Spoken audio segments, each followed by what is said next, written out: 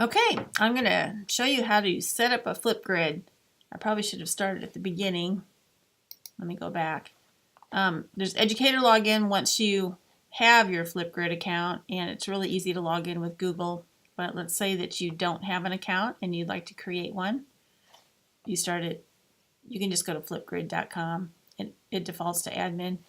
So we're going to click on Let's Create One, and then you're going to type in first name, last name. I'm going to use Pause Learning Academy. So then it asks for your email, pauselearningacademy@gmail.com.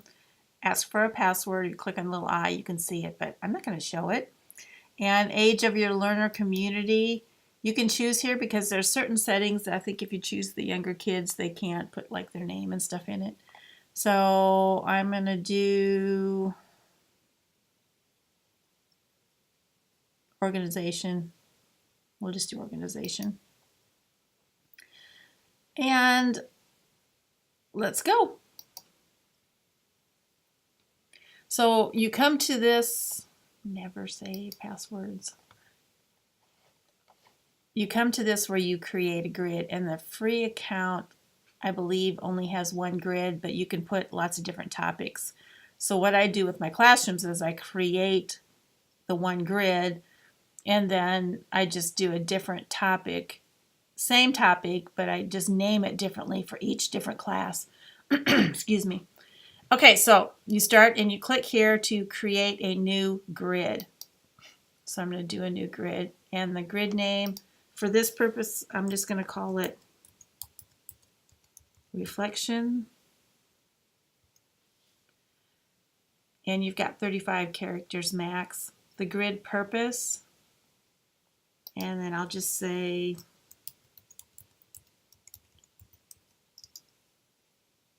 oops.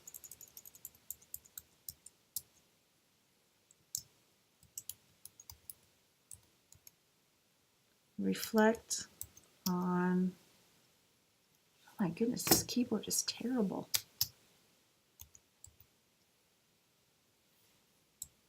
I cannot type.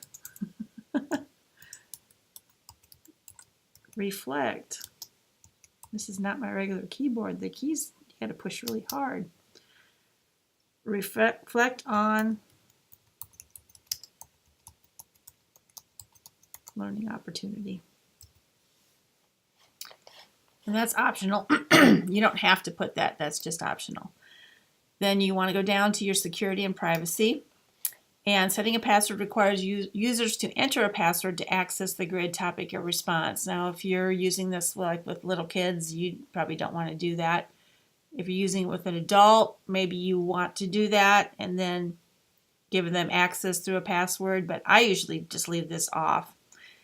And I usually don't let them share it on Twitter, Facebook, or Google Classroom for now.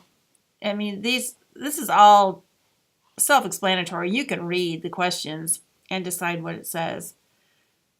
And I don't allow students, well, I'm going to do that for this since it's an adult. Allow students to receive email notifications when new topics are created and new videos are recorded. And that is for that particular grid. And then I'll go ahead and allow the downloads. Yeah. I'm at school on a Sunday. That was the bell. It's lunchtime. Okay, so, and I don't care if they download it, but I would not do this probably for younger kids or even my middle school kids. I don't let them do that. And I do leave the notify me on because then it tells me when a new student video is added. Rather than me going to check Flipgrid every single day to see if something's there, I just get an email sent to me. And it's active right now. You can, if you don't want it up anymore, you just click inactive, but we'll leave it active. And I don't do the captions.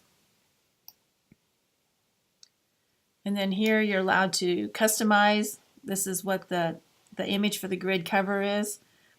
And I've made my own before. It's 1500 pixels by 500 pixels.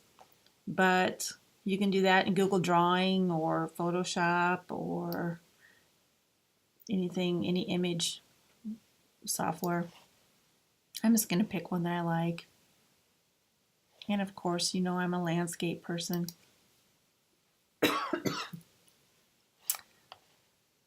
And then you create your grid.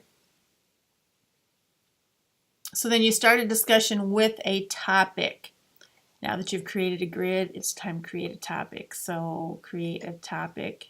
Oh, and this discovery library, that's pretty cool. So I'm going to create a topic.